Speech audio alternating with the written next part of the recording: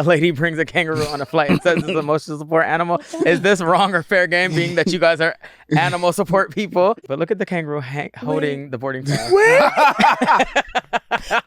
I need to hear this. Nah, that's crazy. So it's not in English.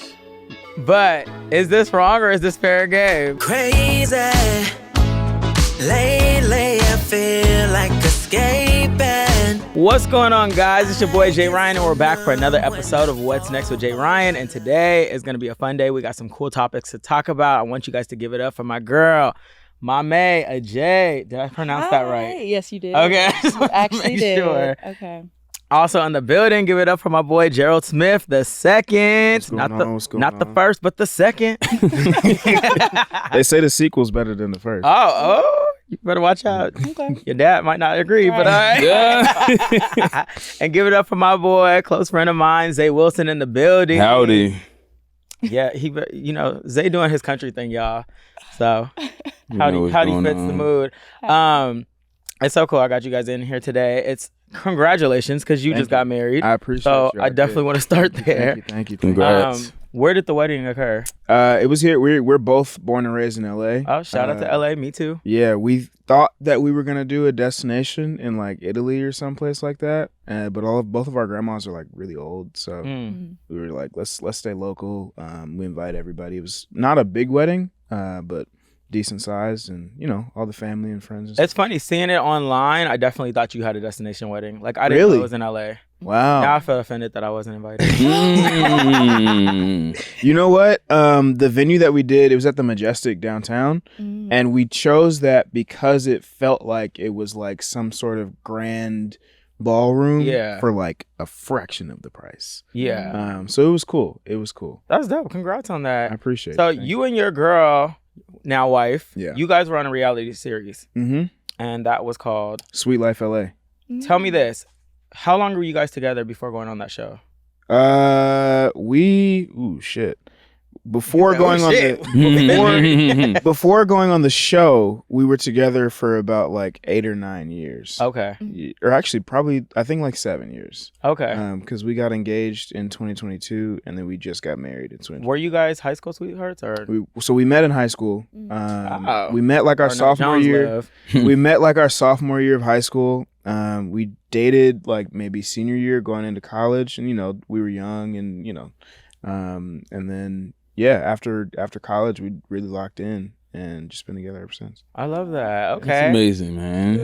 Okay, shout out to you. If y'all watched what's Mara Barker Kill's new show, Forever, on Netflix? Yeah. So I'm watching it now. Yeah. I don't know, the back and forth conflict of like her. Right. It's been kind of like, all right, come on now, girl. So strip all of that away. Okay. I'm gonna let you watch it, but just like the bare bones of it, like that's literally her and I's story. Like, she went to St. Mary's, I went to St. Bernard's. I grew up in Ladera, middle class, black family. She grew up, it was just her and her mom. So it's like I was just like the synchronicities or whatever the word is. Like that's our story. Right. We grew up, we found each other, and we've been locked in ever since. I love that. That's what's up. My boy Zay was also on a reality show. Well, a few. But the original one was the Ultimatum, where you went on the show where your girl was trying to pressure you into getting married. Yeah. Damn. Sad. Yeah, because I'm sitting across from somebody that went on, got married. Right. I didn't went on there, came off single, but I think that's the best thing that happened to me. It was a dope experience, because not only are you on TV, but you're actually finding out things that you want and you need in a relationship. Right. When you went on the show, because from what I've seen, obviously she was pressuring you to get married. Mm-hmm. But then on the show, that you guys like swap with other people, correct? Mm-hmm. I don't know if the rumors are true, but didn't she hook up with the person that she swapped with? Did she hook up with? Yes. Is that real? I don't know this. I don't know. But the only reason I asked that is because if she was pressuring you to get married and then to go do that, was she ready for marriage? You know what? She had this timeline on her life, and she has things down like, okay, by this age I'm gonna be married. By this age I want to have kids, and following that, and you're not ready yourself, you're just trying to follow some make-believe thing that you just think that, oh, I should because I don't want to be too old. And I thought the same thing, like I want to have kids at a certain time because I want to be able to go still play basketball and football and go do these activities, but it's really God's timing. You know, you don't want to just be doing stuff just because you think, you know what I'm saying, you think, oh, well, time is running out. Yeah. How long did you guys date before doing that show? We was on and off for 2.5 years. Oh, so yours was like kind of fresh. Yeah. So you really felt pressured. Yeah, Did you feel like she was the one? I'm curious.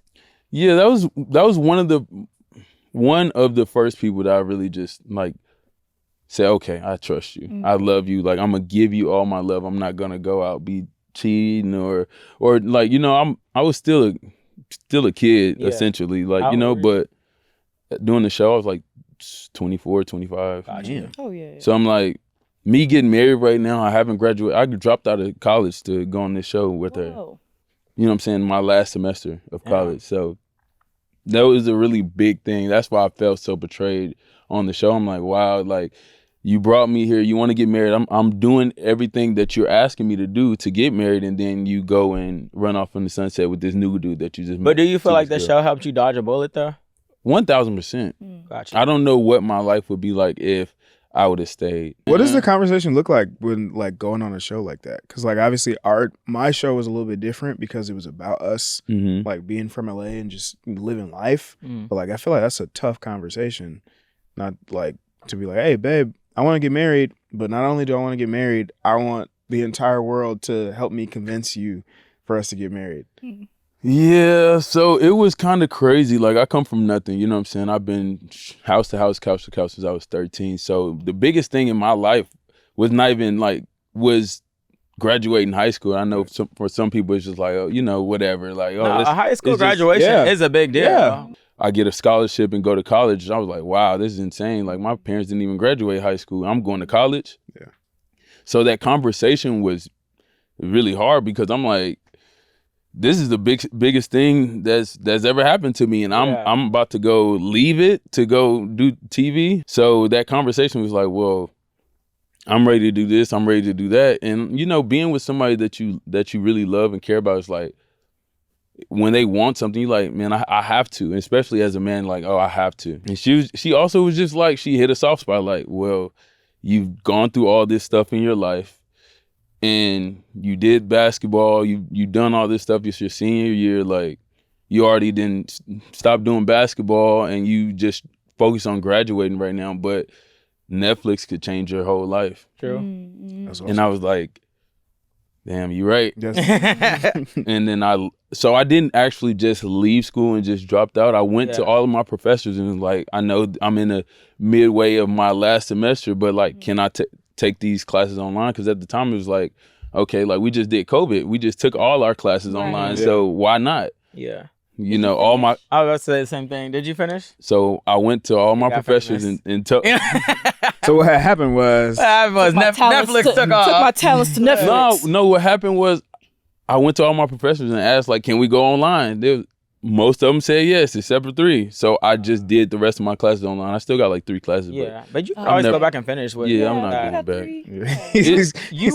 I'm not going back. It don't make that much sense to go back. Just finish it. You're so close. Yeah, I'm not going to pay some pace. money to. Yeah. I was on scholarship, so it made sense. So I'm like, I'm not about to go back and I went to a private institute. Okay, well, wait a minute, because so when I was in college, most of the dudes who left and like go to the draft or like leave early, whether they end up hooping or not, they always gave them the opportunity to come back on their scholarship and finish school. That's UCLA. Right. I went to a private. I went to a private Christian college in Kansas. That's fair. They not worried about Zay Wilson. That's fair. But you know, they take. I seen it. I just got a message the other day talking about some donating. Yeah. Donate. Shit. Donate me them 3 classes. Exactly. Donate me them 3 classes. Let me get an honorary then. Shit. While we're on the topic of marriage, that you were also engaged. Yes, I was. What happened with that? Because I seen when you posted it online, and I was so happy for you.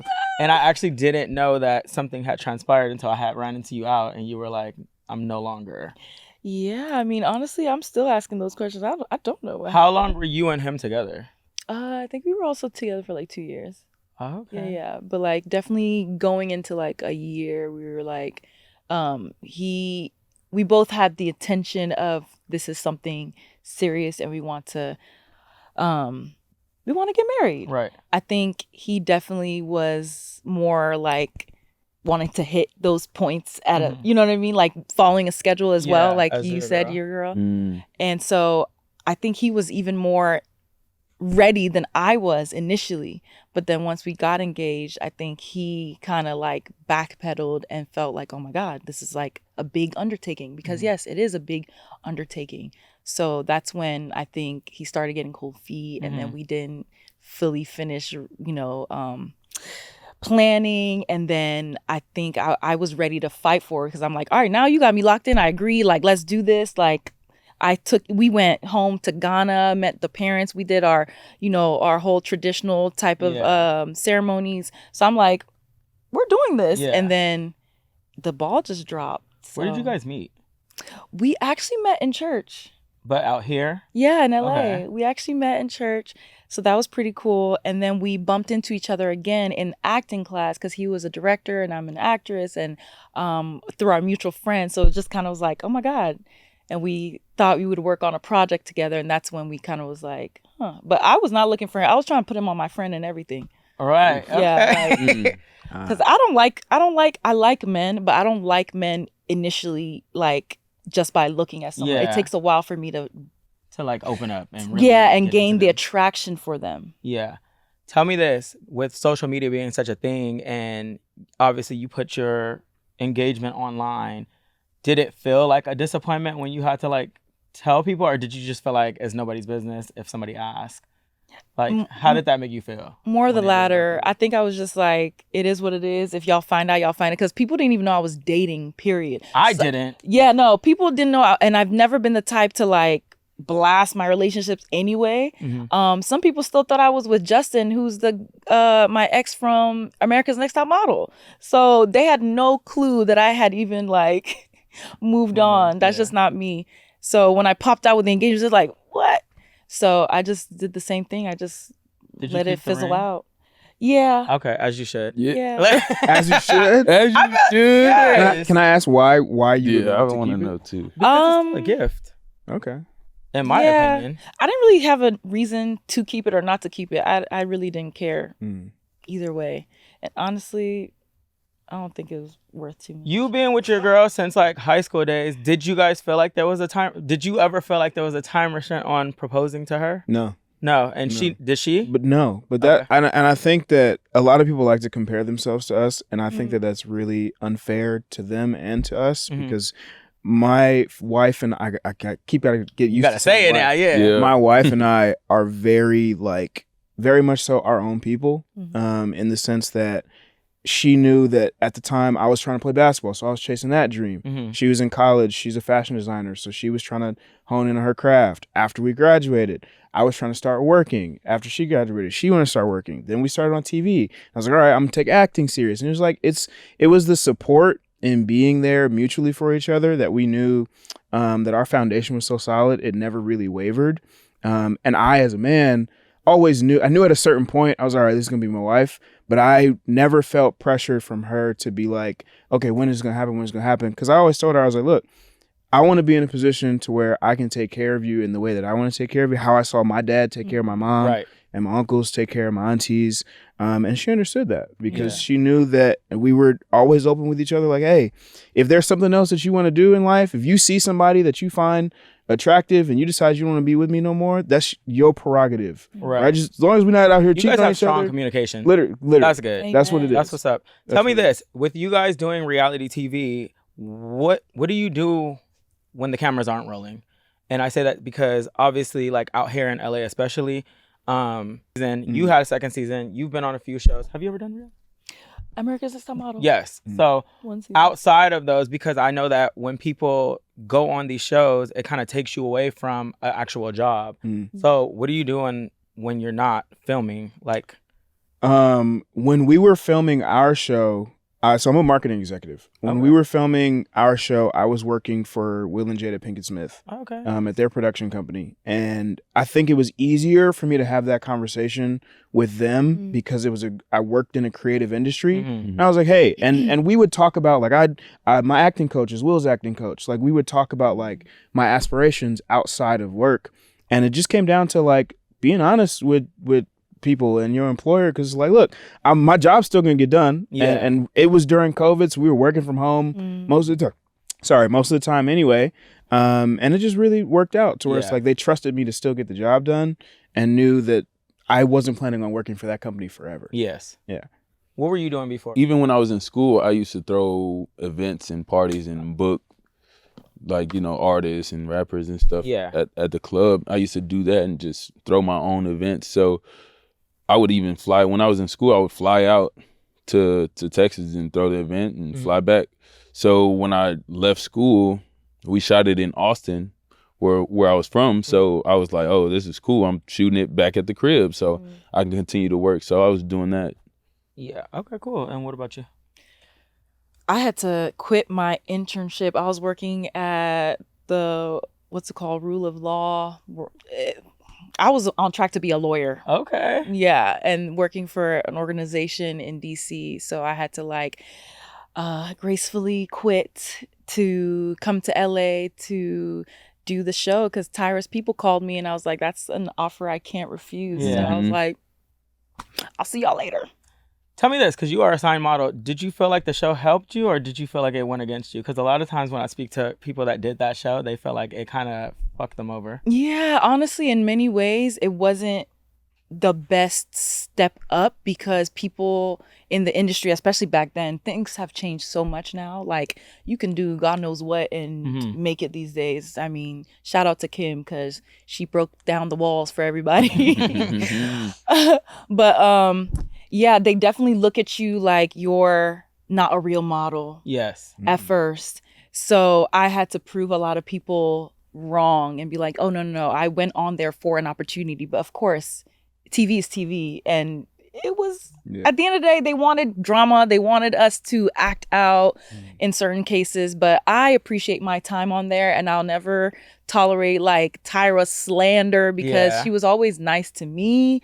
Obviously in past seasons there was a little she's apologized, she's repentant. But I feel the same way about acting sometimes though. Like after doing reality and trying to pursue scripted, a lot of the casting directors that I would meet or, you know, producers and stuff like that, they'd be like, oh, well, you know, you just did reality. And I'm like, well, that's an opportunity to get my face out there. Right. For real. And it helped that the show was about me and my friends. So it made them to be able to see my personal character, but like that's a real thing. Like when you start going into the working world after doing a lot of these reality TV shows and wanting people to take you serious, they're kind of like, well, you just a reality TV guy.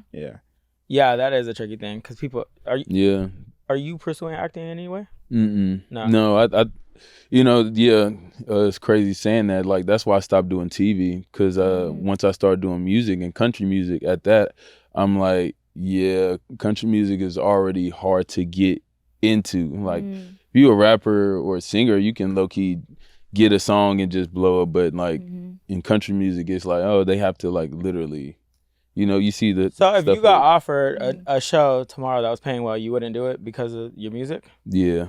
Okay. Because I feel like even basketball was something that I loved because it helped me get to, like even when I was a kid, they used to pay me to come to tournaments and play for them and stuff like that. And I was like, man, well, I'm splitting this with my sisters. We can eat today type shit. Yeah. So basketball was something that I loved because it helped me get to where I needed to get to. But music, once I started doing music, I just fell in love with music. Okay, that's what's up. Well, congrats on that and look forward to hearing some more music. Zay does have music out, y'all.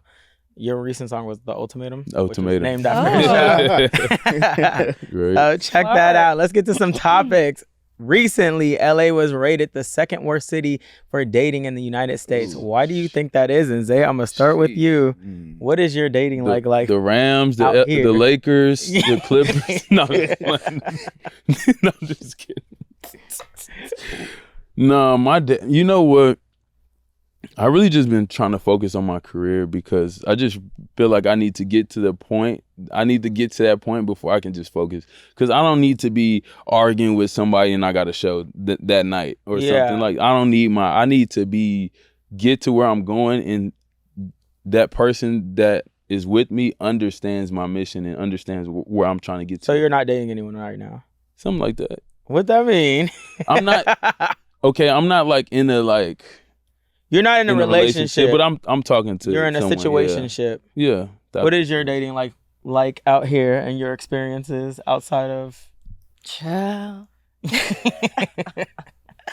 Currently, she outside. Very much inside. I'm trying to force myself to go outside, honestly, because I'm like, how am I supposed to find my husband in the house? In the house, like they need to create an app where they just come knock on your door, but that's probably dangerous. No, they probably shouldn't create that app. Isn't that what Tinder and all that is? Tinder. I don't like online dating. I ain't never been on where they can come knock on your door. Like, hi, I'm your husband. Door? That sounds like stalking. Find a husband. That sounds like Jeffrey. But nah, I'm dating Jesus. Like in all seriousness. Amen. Okay. I'm not even playing. You want to find yourself a church man?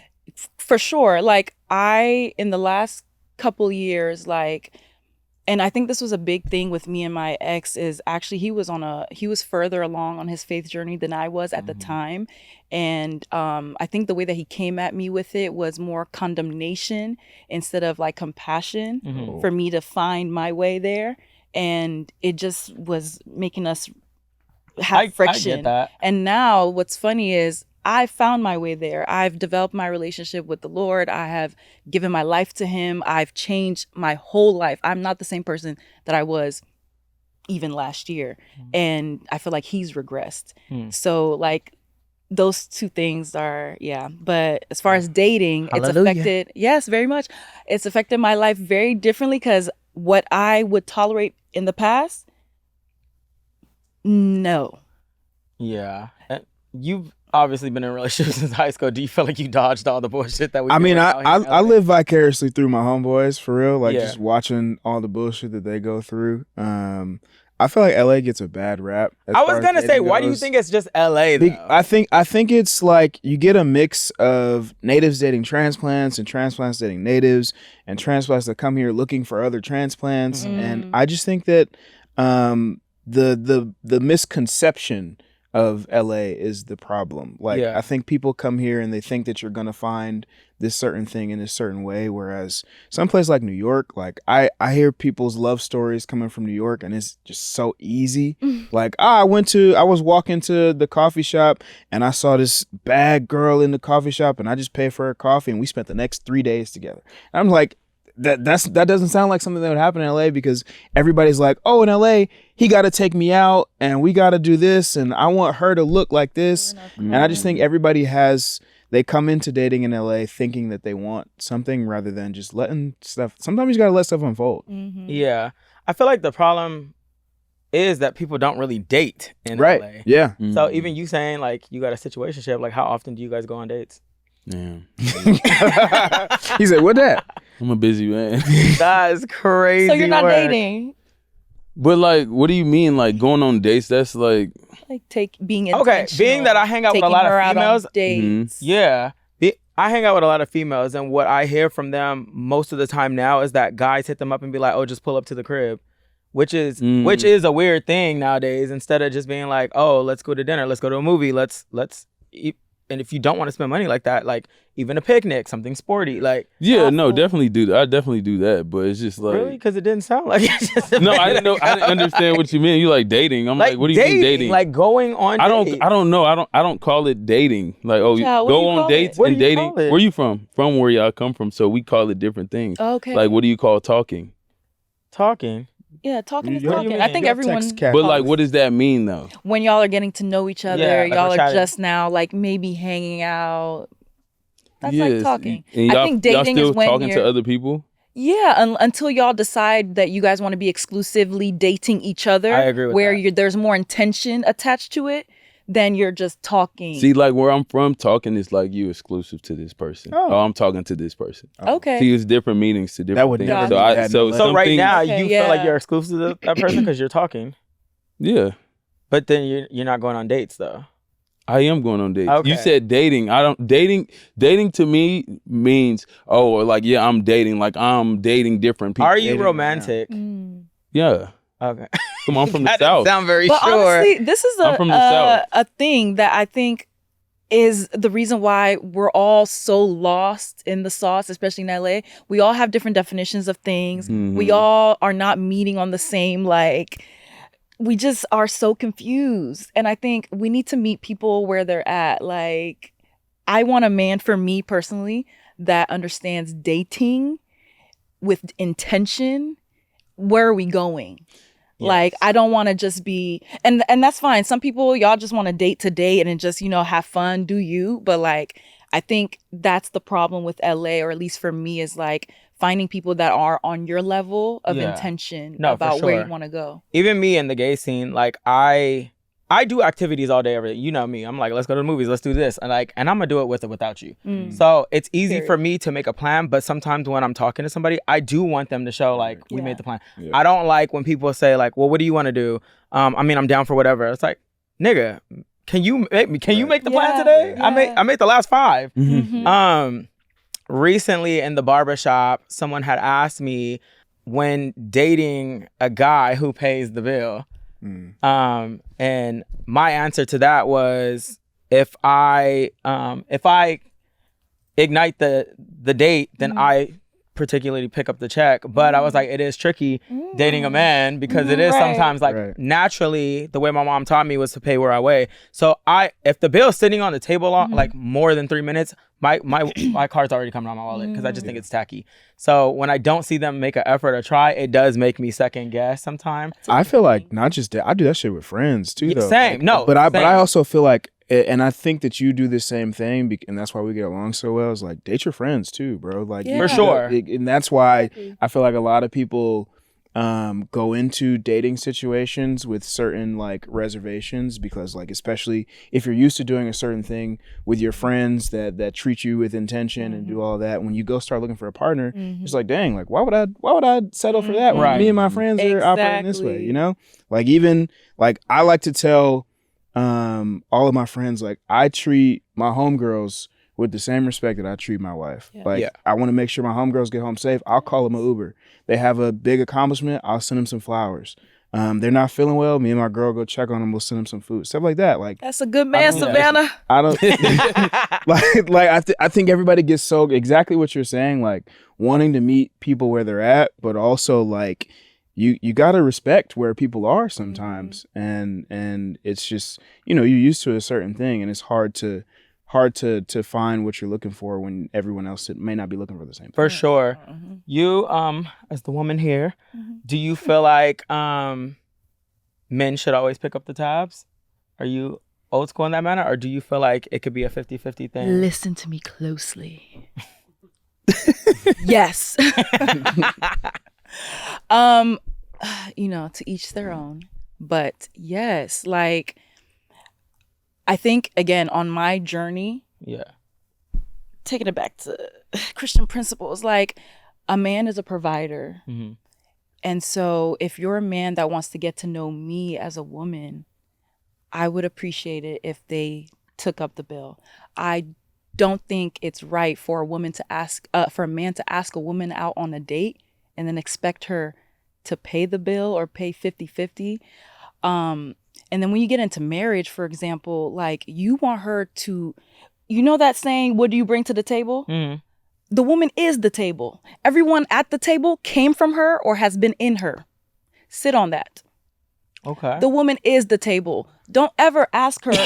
Nah, I was gonna say, I already think you want to say something. Nah, is that not real? You do. She is the table. So how that is crazy to have her body doesn't even recover from childbirth for like 7 years. Okay, so before you guys get to having babies and stuff, and I understand the first date initially, but once you start dating, you don't feel like a woman should ever like just once we're dating, of course, like, I want to reciprocate. I want to treat my man the that's same what way. I wanted to know. Of course, yeah. But I feel like in the initial steps, initial steps, for sure, I need you to show me that you are a man that I even want to be submissive to. A lot of, and sorry, but I have to say that, but a lot of men, especially like we have all these think pieces on Instagram. And I think honestly, Instagram is what's ruining everybody. It is. We're all seeing all quote these nation. people, you know what I mean? We're all seeing these people going on these lavish dates and getting these things. And it's like, you got these 20-year-old girls that I'm like, girl, go to school, get your own money. Mm-hmm. Don't expect this. Like, again, it's levels. If you're Yeah. 20 years old in college, no, I don't expect you to think this man is about to take you on this 5-star, like, date at your own, on your own level. Yeah. So what you're saying is these hoes be winning. What is your thoughts on What? the 50-50? No, I don't. I don't know, man. I come from a different world, so my life and my upbringing is so different. I work so hard to get where I'm at, and I feel like no, it shouldn't be 50-50. No, like, you know, but like, yeah, girl can pay for a date sometimes. It's some like, I just don't want to base my. I don't want to. I've been working so hard. I don't know how anybody else's life is. Grew up with no parents in the house. Me and my sisters took care of each other. Mm-hmm. Since we're in elementary school to middle school. I went on my own when I was like in between there. But like, no, I'm not paying for someone's whole life and they do nothing. Yeah. That's that don't feel right to me just because I know how hard I had to work and what I've had to do. I had to, you know, sleep in cars and do all types of shit, you know, to get to this point. I'm like, I'm not about to pay for my life, your life. And like when we get married, of course, you know what I'm saying? But to say like, no, the man got to pay every time is actually insane. I actually, see, that's the thing is I actually agree with you because it's, you have to get something from the relationship too. 1,000. And so when I say like a man should take up the tab, I mean like initially the man should show that he's interested and he should be able to provide for her in that way. But the woman, by all means, once you guys are locked in, she should be able to reciprocate in certain ways, whether it's cooking you a meal or buying you a present every once in a while, maybe taking you out on a date. You know what I mean? Like, I believe don't in just 50 sit there and think this man should do everything. I believe in 50-50, but I don't think that 50-50 is financially based. I think because obviously like there are going to be people in your relationships that are breadwinners or that make more, or right now is their moment. Exactly. They're in their time. Yeah. But I think that there's things that you can do to show your appreciation and show and love on them that still gives 50% in the relationship. And I think that in LA especially, people base it on financial. Yeah. And I think that's what the bigger issue is. I don't think the 50-50 exists for real. I think that nothing is ever 50-50. I think that on some days it's 80-20. Yeah. On some days it's 100-0. Exactly. Yeah. My wife and I have known each other for a long time. She's known me when I haven't had any money.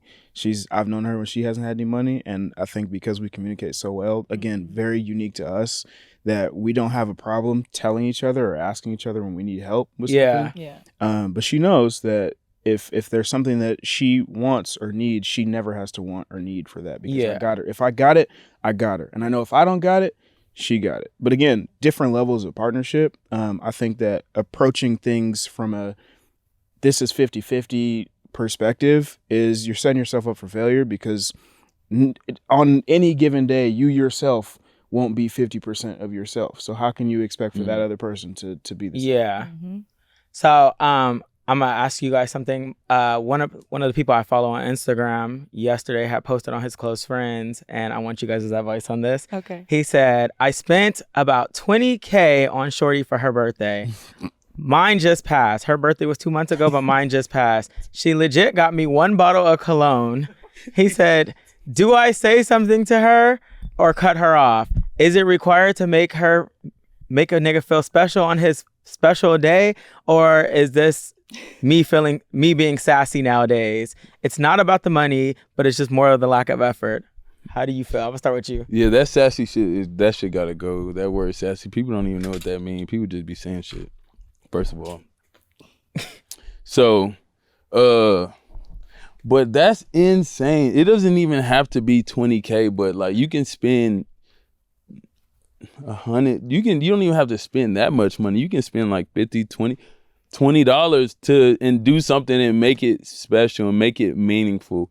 But like, nah, 20K versus a bottle of cologne is insane. So what do you feel? Do you feel like he should cut her off? I'm a cut. I don't know it. He said, "I'm gonna cut her off." I'm gonna cut her off. I'm gonna cut her off. You gotta put more effort than that. You gotta care about me, give a fuck about me more than saying, okay, but I'm gonna just go by this. Yeah. And don't get me wrong, spending 20K on somebody Crazy. is not saying that is insane. Yeah. It's insane, but it's not saying that I care, because you can spend 20K and just be like, whatever, this is just 20K, depending on who you are. Right. But buying a cologne is low key the same shit, to be honest. But 20K is like, okay, I spent $20,000 of my money to do this. At least I care that much to spend that much, even if the gift wasn't that damn thoughtful. But like, I don't know, you don't even got to spend that much. But so what do you think? You think cut her off or say something about it?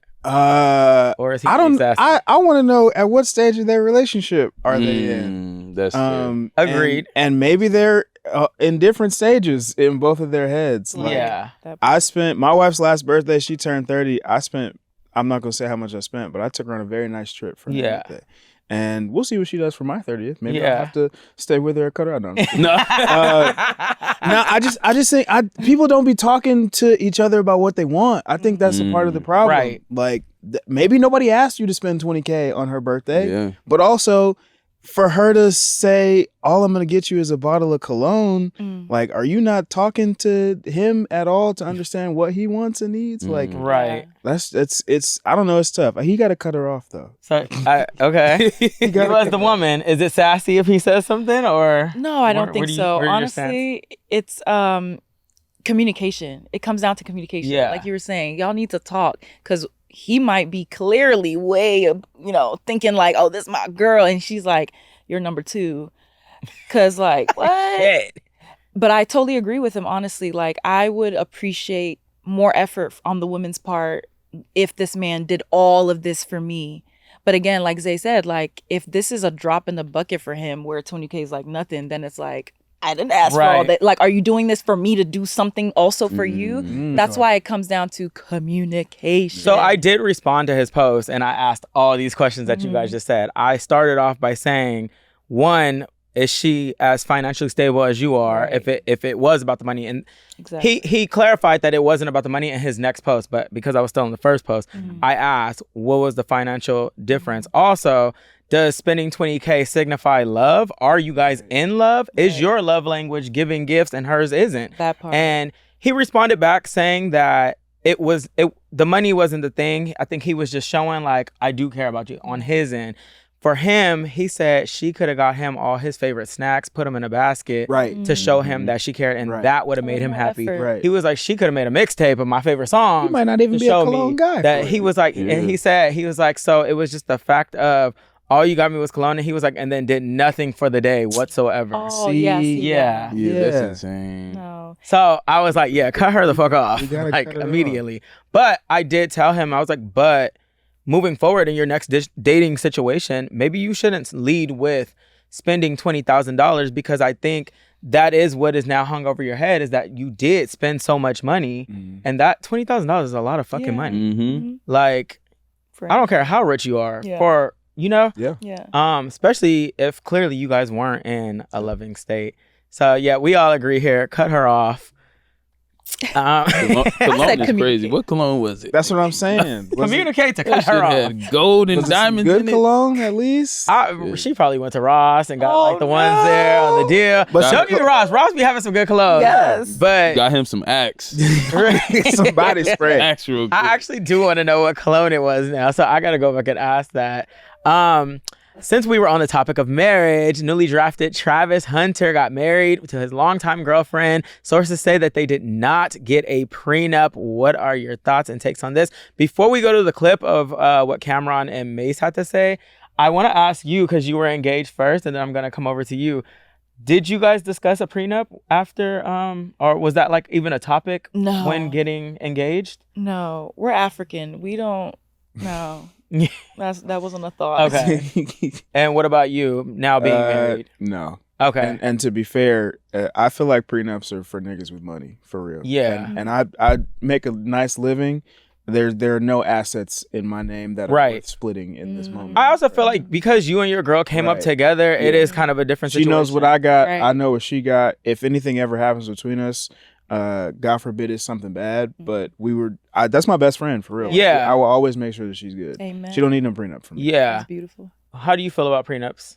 Yeah, same. I feel like it's situational. Travis, I think so. I think he should have just got it. You think he should have got it? Yeah, shit look a little shaky. I think me being in the entertainment industry for this long, I agree with prenups, and I don't think that they should be a fighting topic. I think you built something before this person came along. In this case, they were obviously dating before he got drafted, but she did push him along. But he got a major upper hand. He was already making millions. Yeah, so I don't know.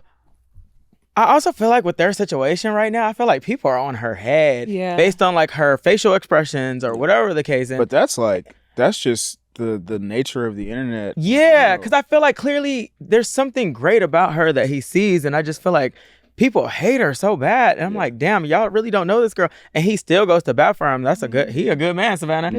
Like, you get what I'm saying? So I don't know. I think it's case by case, but this is what Cameron and Mace had to say on the topic.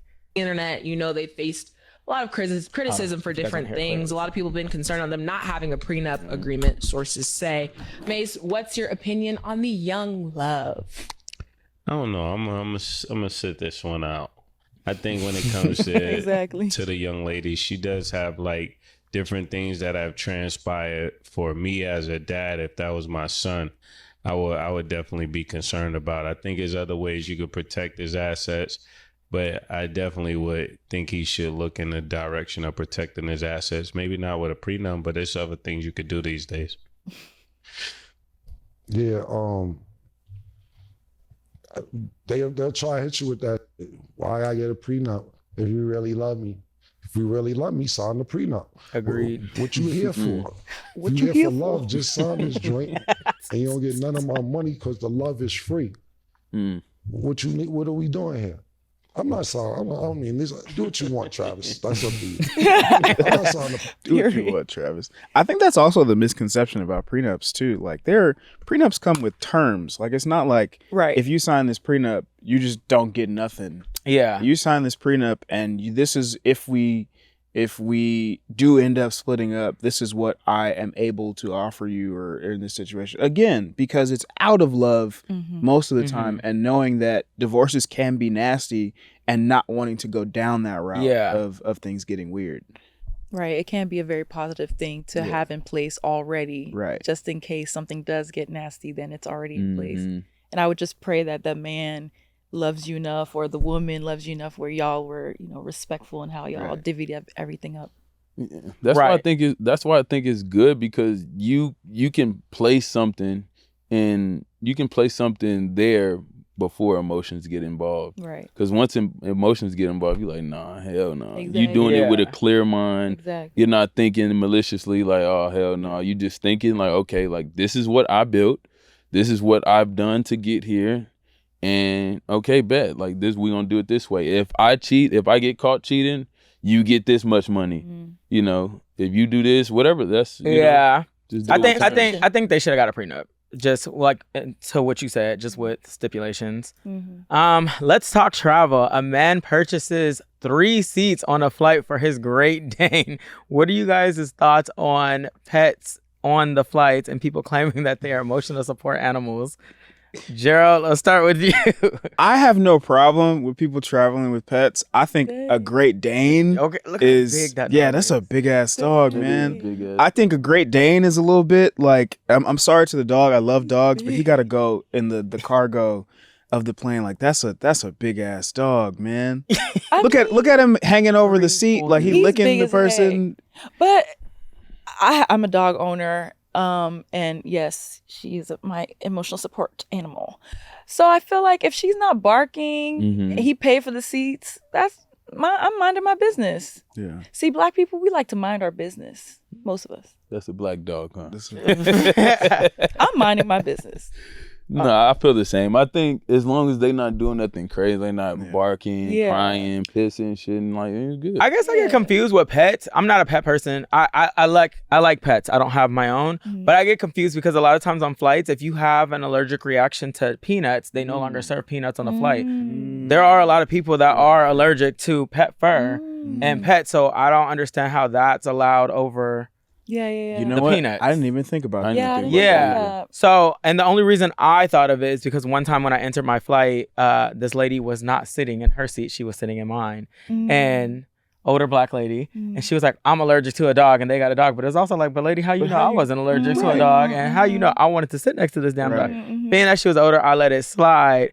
But yeah, I guess that's just my thought on it, is just like, I think about the allergic reaction of all, and I also feel like people are full of shit calling them. I wonder if airlines, like, that's definitely something that I feel like they haven't considered. Yeah, because I never even thought about that. Yeah, me either. I never thought about that. But there are like, I don't know. There are like hyperallergenic dogs and cats. On the topic of traveling, has anyone ever asked you guys to switch seats to so that way they could sit next to their companion? And what was your reactions to that? I usually say no because I'm very particular about where I like to sit. I pick my seat. I pick my seat, and that's not to say like it depends. You know, like case by case. If it's an elder, maybe. If it's somebody who really wants to sit next to their child, maybe. But typically, like I need. You know, I'm not the tallest person, but I need enough leg room. I only do aisles if I'm not in first. Like I'm very particular person. Yeah, same. I don't mind. I think it's always how they you come give me at that. me. It's because you're a churchgoer like that. Like, you know, I like to be helpful, and if they come at me correct and like kind, I'm like, oh, okay. If it's not, as long as I'm not going to a seat that I don't like, then I don't see why. Yeah, it just depends. It really depends. They might feel fucked up for saying no now. Yeah. No, I agree with you. Okay, 100%. I'm very particular about where I sit. Yeah. I'm an aisle person, like you said. Yeah. If I'm not in first, I like to be in the exit row. Also, with the exit row comes free drinks and a bunch of other perks. So it is one of those things when people ask, I'm like, no. Like, I'm sorry, but I specifically picked this seat. Yeah. And nothing's wrong with saying no. You paid for your seat. Sometimes they get a little attitude though. Like, which is crazy. They shouldn't. Yeah. Like, you should have booked this shit way earlier. The same way I did, or you should have paid the extra fee to pick your seat. Because some airlines do charge you extra to pick your seat. Exactly. I'm high status on American, so I automatically get the upgrades. A lot of people do hate American, that's why I don't fly American. I have my highest status with them. I'm highest status with them, and then second with Delta. But American do be having like a lot of perks. I'm medallion on Delta, but United makes you pick seats. I rarely ever fly United, but I don't fly United. Isn't that the one where the door came off? In the air? I feel like there's been a few because there was that, and then there was also one on Southwest. Yeah. And I heard Southwest is now they charge you for bags. Yes, charge there you you for go. bags now. Why So would they I don't do fly that? Southwest often, but to Vegas from LA, it's it's a 30-minute flight, Mm-hmm. and you can fly out of Burbank with Southwest. So it is like the easiest flight, and they're cheaper, and you get 2 free bags. So now that they're not serving the 2 bags, it's like, well, where am I flying you? Exactly. right? What were we using you for? Now you just Spirit. Southwest Literally. they're taking advantage of their customers' loyalty, and I don't like that. Yeah. I don't like And you can choose seats now, I heard. Because remember, with Southwest is first come, first serve. So you can pick your seat. You're in the. When did they do? This is all like a new thing. I ain't flying Southwest in a minute. Yeah, I only use them for shorter flights. And Southwest is not bad, but yeah. Streamer University just happened. And my boy Speedy had this to say about the streamer situation out there, and I thought this was really cool what he said, and I want to know you guys' thoughts on this. Seeing mad clips from Streamer University, and I want to say that I hope this changes your mindset from me versus you to me and you. What I mean by that is most times people think like in order for them to make it, they have to like beat out someone else. It's me against. It's me or you. Whereas today, there really is enough success to go around for everyone. Like everybody can be lit. Everybody can make bread. It doesn't have to be you have to take food from someone else's plate in order for you to eat. You feel me? I think in generations prior, like mine and beyond, like there were so few spots in certain arenas that like it kind of felt like you had to beat someone else out. But now, this is the perfect example of everybody could be lit. There really is enough bread to go around for everybody, bro. If you don't know what Streamer University is, long story short, the young king, Kai Cenat, biggest streamer, created like a college campus where he put a bunch of upcoming and big content creators and streamers together in one place to like vibe with each other, make content with each other, and etc. And if they're all doing well in one place, all doing the same thing, there really are enough customers for everyone.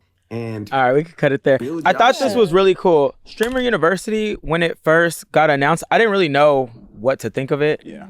Obviously, if you're not in the streamer world or even in that digital world, it's like you don't care. But once I started seeing it, it did look like a fun situation. Like I'm looking at it like this looks fun as hell. Yeah, like especially because sometimes when you go on group situations with me and Zay went on a cruise with 30 friends. 30 is a lot of friends to go on a group with. It was so much fun. It was like being on a reality show. Yeah. There were moments where there was drama, but for the most part, it was a fun experience. And I felt like watching just the blogs and stuff talk about Streamer University, that kind of what it felt like. And when I saw Speedy say this, I thought it was dope because obviously being in the entertainment industry, a lot of times, even with your friends, it does come off like very competition based. And I thought what he was saying was and it's so funny because the streamers are all younger generation, and they're pretty much showing us that like, yeah, we could do this together. We could all do the same thing and still win and still eat. What are your thoughts of that? And have you ever experienced situations where it was like, it felt like competition against you and your peers? I think that there was and I love that Speedy said his generation, because me and Speedy are close to the same age, his generation and beyond, because that was something that I had to learn when I was younger and opportunities started coming my way and I would see other people getting opportunities, is that comparison really is the thief of joy. Yeah. And I didn't learn it until I started getting older and you know, I started having more conversations with my dad. Like, them niggas are literally in Washington D.C. printing money.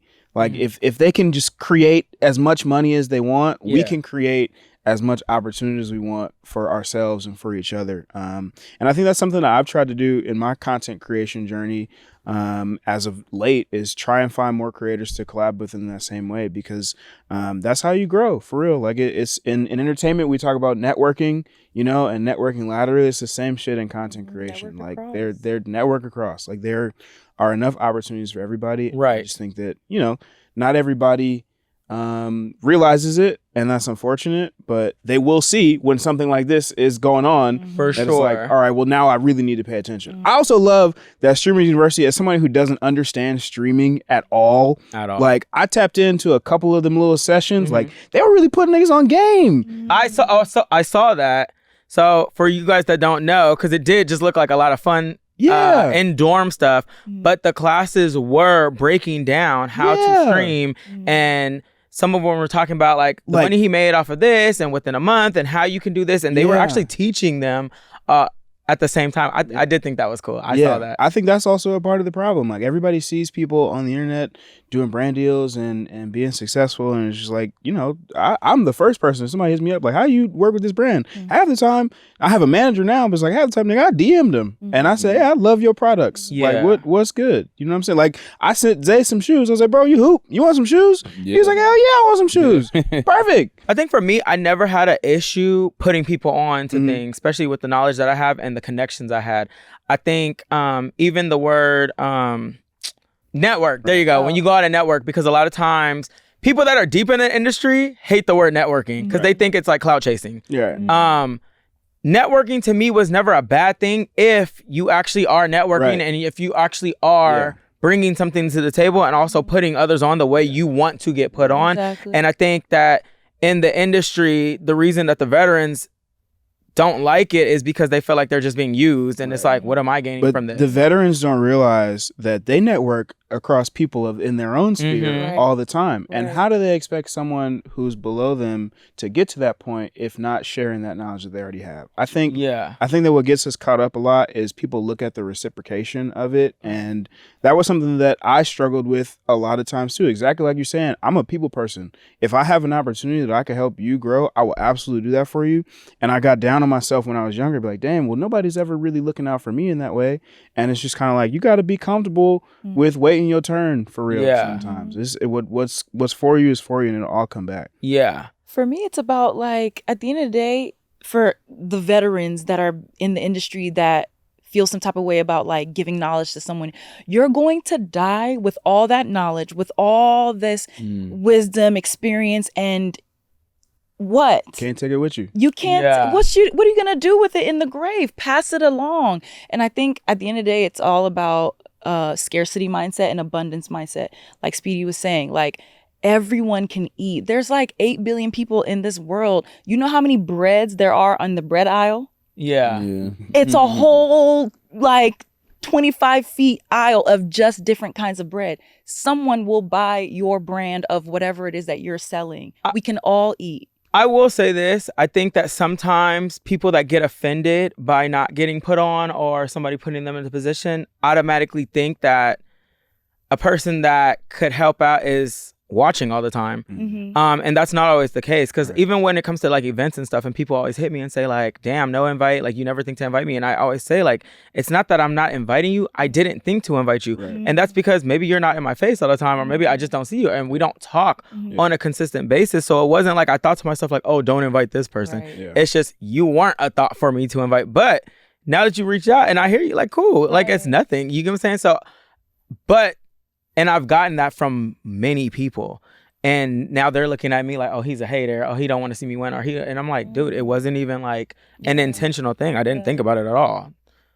Yeah, I think that there's so much money in this world, and it's everybody can eat, you know? Like, you don't have to think about like, oh, well, like this person, like, I think the main reason people don't put people on is they fear that you will pass them, or that you will be doing better because they see something in you that like, damn, I don't have this quality that this person got. So if I put this person on, damn, they gonna pass me up. I feel like in some cases that is, but I feel like nowadays, for some reason, I just don't think that people really think that way as much.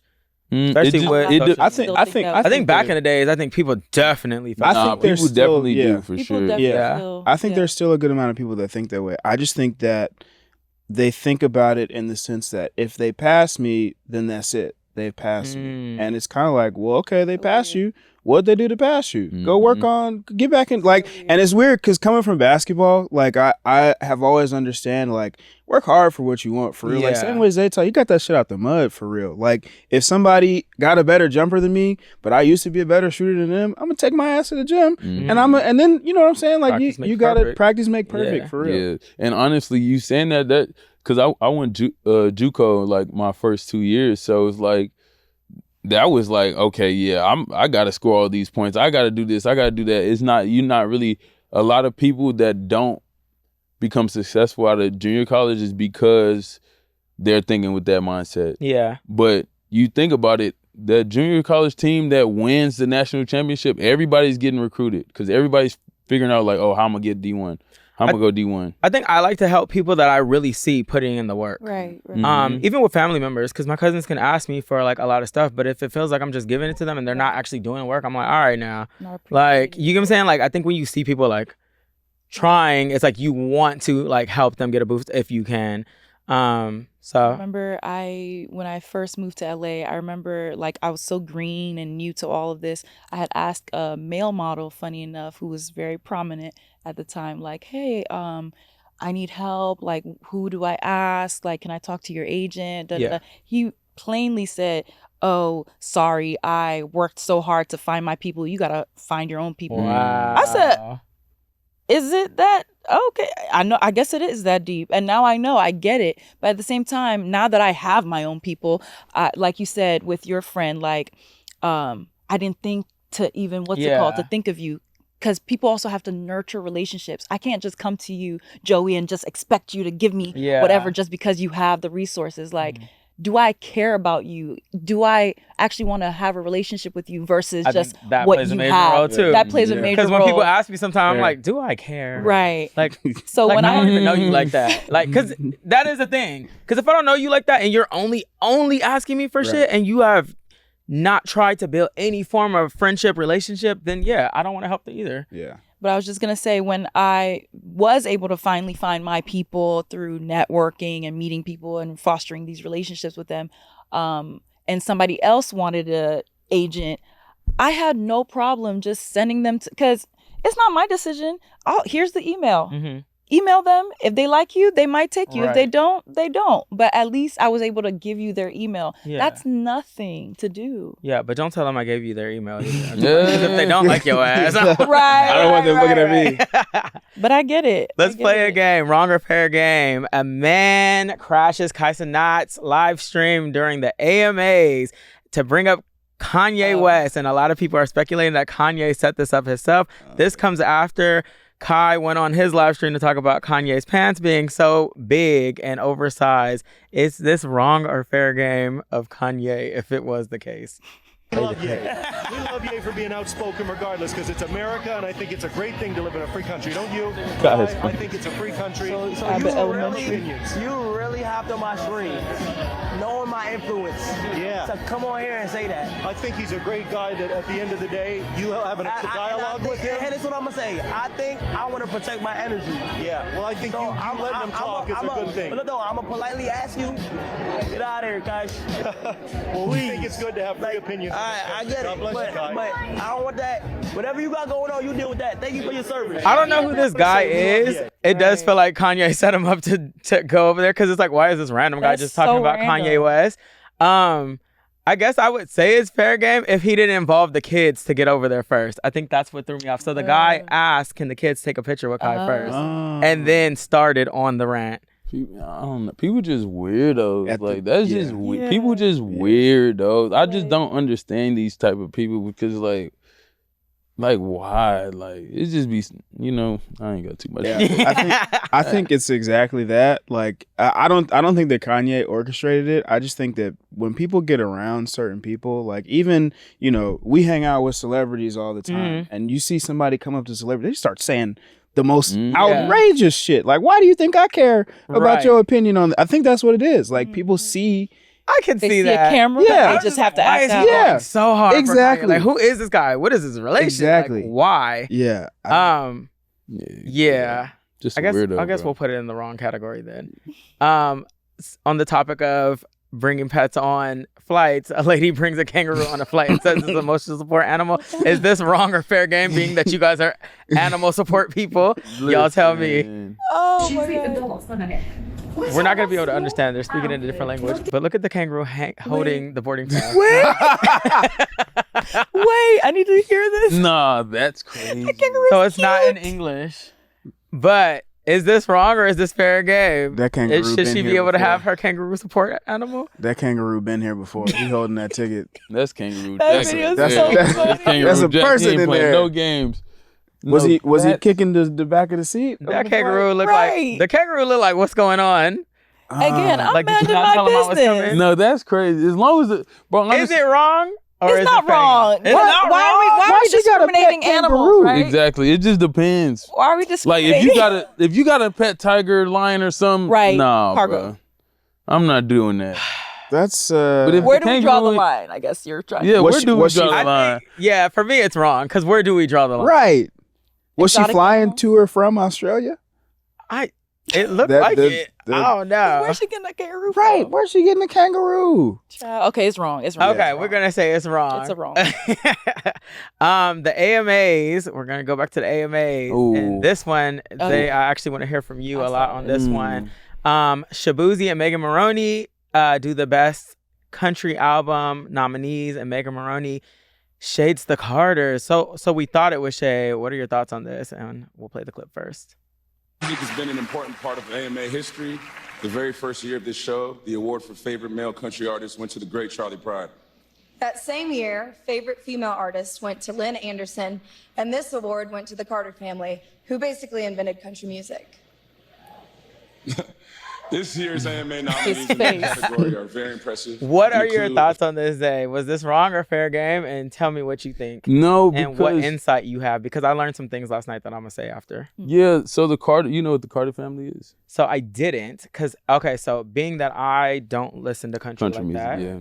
When you hear the words the Carters, you automatically think Beyonce. That's what I thought. Jay-Z. Yeah.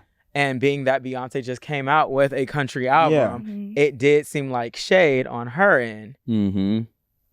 I then found out that the Carters are this white family. And she was actually, well, one, she was reading a prompter, so let's start there. Okay. Two, it then came back later that he was actually throwing shade. Shabuzi. Yeah. No, because she said her comment was who basically invented country music, and he kind of said, Yeah, because that was his way of saying they didn't. Yeah, they didn't for sure. They it wasn't didn't. him throwing shade. He was just saying, nah, they didn't create country music. Country music comes from blues. You feel me? Yeah, and one of the first people was the other person that they mentioned, Charlie Pride. So it comes from black people. That's where it comes from. So it's like, how you just gonna say this family just created country music when you just got it from these basically invented country music. I love to take ownership of things that aren't yours, child. The sad part is too. I want to know put it on her to read it. Exactly. That's like, because obviously she's reading a prompter. Right. But now it makes it seem like she said that. Mm-hmm. And whoever wrote it knew that people were gonna think the Carters. Right. The Carters that we know. Yeah. Yeah, they shouldn't have did that. But also, I wouldn't have read that. You would have went off. You think she? I would have went off. Knew what she was saying. Not everybody looks at it before they go on. Some people just like to that's what I'm saying. Like, do you think as she was reading it, she's like, oh shit, I probably shouldn't say this. Yeah, I know that this is wrong. But you already there. But certain people react different. I know some people that's like, oh, I didn't know what to do, and me, I'm like, don't read it. Yeah. Like, but some people don't. Their brain don't process like some of our brain. Like, yeah, simply put, because I feel like she could have stopped at the Carters and not added the who basically invented country music. Mm-hmm. But I also work with talent that read prompters on the spot and don't always catch it. Yeah, they don't always comprehend what's going on. Anyways, we're running out of time, so I'm gonna go to you guys and ask what's next for you. And I'm gonna start with you, Gerald. What's next in your life? What you got coming up? What you got going on? Man, I'm enjoying life right now. I'm going on my honeymoon in a couple of months. We're gonna go to Greece and to Italy. Okay. Greece is new for us. Italy's one of our favorite places we've been to, so we want to go back. And then just work, like mastering my craft for real. The grind doesn't really stop. Well, good luck and have fun on the vacay, Mama. Hey, what's next for you? I'm continuing on my podcast. We're in season 2, so look out for that. Victory Over Circumstance podcast. It's a platform for women to be able to talk about their stories, how they found their faith again, and just providing a safe space for women to talk about their lives. And I'm also working on my beauty line, Mame Beauty, coming out soon. So that's what I'm focused on. Yes, we love it. Y'all check that out and stay tuned for the beauty line. Zay Wilson, what's going on? What's next for me? I released another single collab with artist Nella next month. Next week I'm going to CMA Fest, performing at CMA Fest in Nashville. Nice. Congrats. Yeah. So okay. Very pretty soon we gonna see you up there at the AMAs. Exactly. Amen. Reading the wrong things. Hell no. Well, I want to thank you guys all for coming today. Hold on. What's next? What's next for you, brother? Right. I mean, I'm keeping this show going. I want it to just be great. And I want those numbers to rise. So make sure y'all share, like, and subscribe and post and shout me out. This has been a fun experience since I've had it. I think my team in the back, they are like the greatest. So shout out to y'all back there.